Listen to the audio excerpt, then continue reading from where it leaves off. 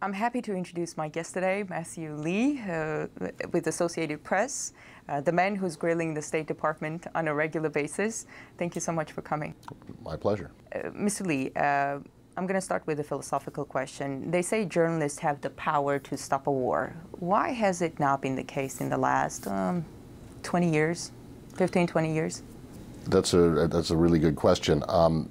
I think that one of the reasons is that there are not enough journalists out there who are really pushing back against governments who may not be representing the facts as they actually are. I think we saw a very stark example of that in the run-up to the Iraq War. Where the claims of the administration, of the Bush administration, clearly were not correct. And there were very few journalists out there who were either willing or able to really dig down beneath the claims of the administration to find out what really the truth was. And I think that in a lot of cases, governments intimidate journalists and intimidate them into not asking the tough questions and not. Was it the case with the U.S. government? Well, it was very difficult for reporters in Washington at the time to really get to the truth. You had big news outlets like the New York Times and the Washington Post who have sources that are supposed to be impeccable, and so I think that there was a sense among editors of other outlets that if these big news organizations were reporting on what the alleged intelligence was about weapons of mass destruction that Saddam Hussein had, that if they were reporting that, then it must be the gospel truth, and there were very few reporters or organizations who were who had enough doubt, who felt the need to question and to really dig down to get the correct information. And I think that, the results are what we have seen. I don't think that this is a problem just in the United States. I think it's a problem all over the place. Governments do what they want to and will say what they think defends or backs up their policies. When Israel launched an attack on the Palestinians last fall, you were there at the State Department criticizing the administration in very strong terms for quote-unquote silent diplomacy. But the U.S. hasn't been really silent. They've been most supportive of Israel as, hundreds of Palestinians were dying. And what more did you want to hear from them? Did you want to hear bravo Israel? What was it? No, the silent diplomacy that I talked about I was talking about in that exchange was actually about the U.S. refusing to condemn or not take a stronger line with the Turks, who were saying that what Israel was doing was a war crime. Now, the United States is an ally of Israel and is all administrations say they will always have Israel's back. They are 100% committed to Israel's defense, and it's very rare for there to be U.S. criticism of Israel. At the same time, I think the U.S. has to be consistent, and so in that case, I was looking for. The question that I was asking was aimed at getting them to say, if they believed it, that they thought the Turks were wrong to be criticizing Israel. They eventually did 2 days later. But you have and this was a case where you had one ally, Israel, and another ally, a NATO ally, Turkey, at odds. And this is a situation that we've seen ever since the Gaza flotilla.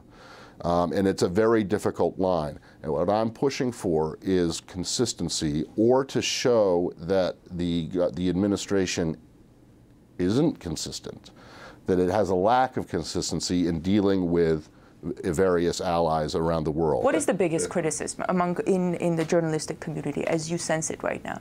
Well, I think that I think that a lot of reporters don't understand how the administration justifies not doing anything in Syria when they did do it in Libya.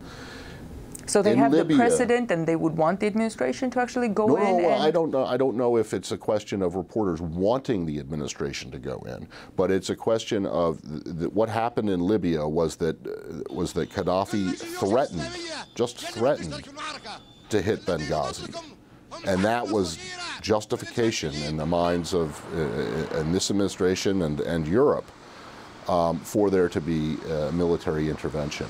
Now in Syria you have a case where Assad has actually acted on that threat, and there have been many more deaths than there were ever predicted to have happened in Benghazi, and yet they are not. There is no military intervention like there was, and that hits back at the consistency and the lack of consistency. Where does that lack of consistency come from, in your opinion? That's a really good question, and that's the question that you have to. That I think the reporters have an obligation. You did this in this case.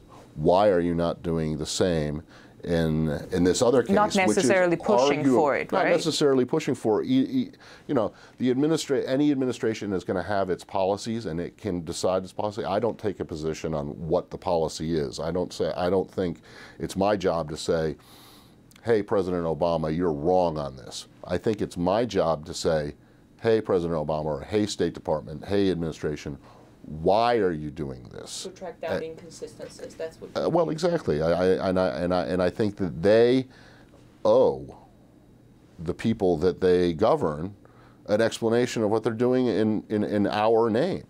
And oftentimes, it's really, really difficult to drag that out because, one, the policy is inconsistent, or two, they don't really know what they're doing. You know, I think the Arab Spring took a lot of people by surprise, and there was a lot of confusion. No one really knew exactly what to do, and I think that continues to this day. I mean, you look at what happened in Tunisia, which was going to be the model, you know, the first country to overthrow to oust its strongman. You know, and that was going to be the model. They had elections, everything was fine, and now the opposition leader gets killed. You know, there's a lot of concern about what is going to happen in Tunisia, about what is going to happen in Libya itself, particularly after the attack on the U.S. diplomatic mission in Benghazi. Egypt is a big question. I mean, it's completely up in the air. You know, the army says the country is at risk of falling apart. And I think that it's my job as a journalist, and the job of other journalists, to find out exactly how this government, the government that I cover, if I was in London, I would be trying to do the same thing with the British government, but I happen to be covering the American government. So to find out how they're going to deal with this, because it's a huge issue. You said you had a sense that the administration doesn't know what they're doing. Well, I think that a lot of people were taken by surprise at the speed of the transition. Well, I think there's still a lot. I mean, you know, you can't. You know, it's nearly impossible to predict the future. It's very impossible to predict the future, and when you're a policymaker, yet that is what you have got to do. And thus far, I don't think that this administration has really. I don't think the people who are in charge of the Middle East and North Africa have really had a good sense of what was going to happen once decades of autocratic rule came to an end. I mean, it's a question of, you know, do you want stability? With no small help from the United States in some of those countries, like Libya. Well, I wouldn't use Libya as an example. I would use Egypt as a main example.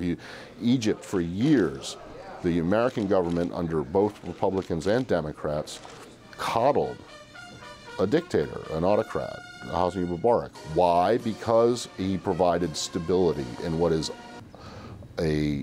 arguably the biggest cauldron of unrest and instability in the world.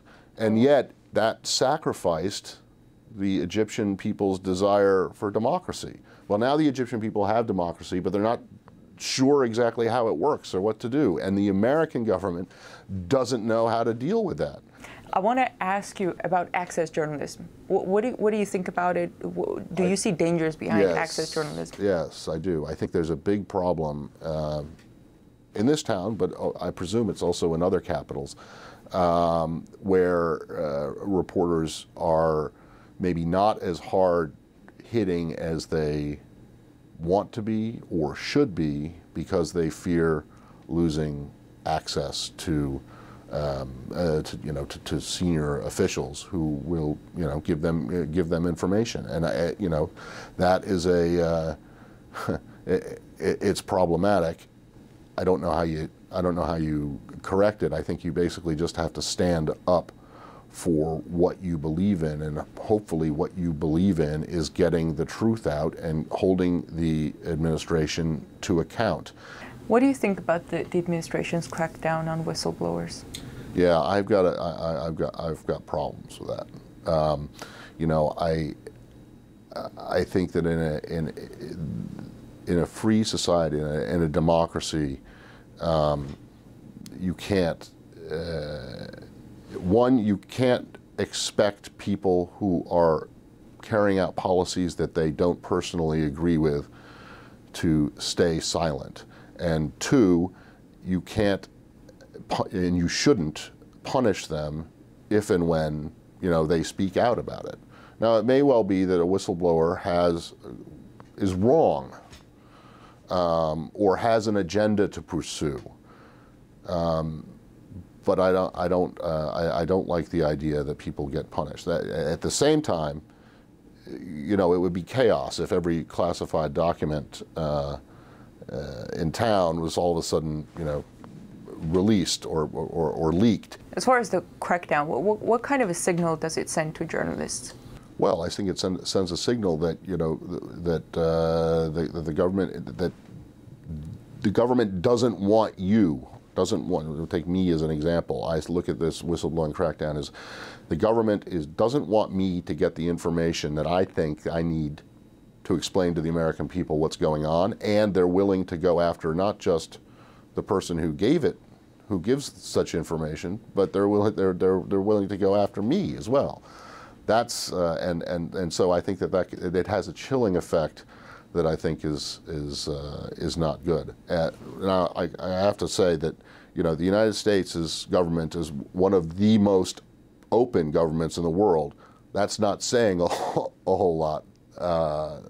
Because it does a lot of things. There are a lot of clandestine things that go on in the name of the American people that I think most American people, not most, that I think some or many American people might not agree with. I think it's a journalist's responsibility to get that out, to get the information out, and then people can make up their own minds as to whether or not they think that the policy is correct. Why do you think this administration is doing more work in that direction than any other administration? I don't know. Frankly, I have no idea. It is somewhat surprising considering this president came in saying that he wanted to have the most transparent administration in history, and yet some of the actions that his administration has taken appear to be, exactly the opposite. Thank you so much. You're welcome. My pleasure.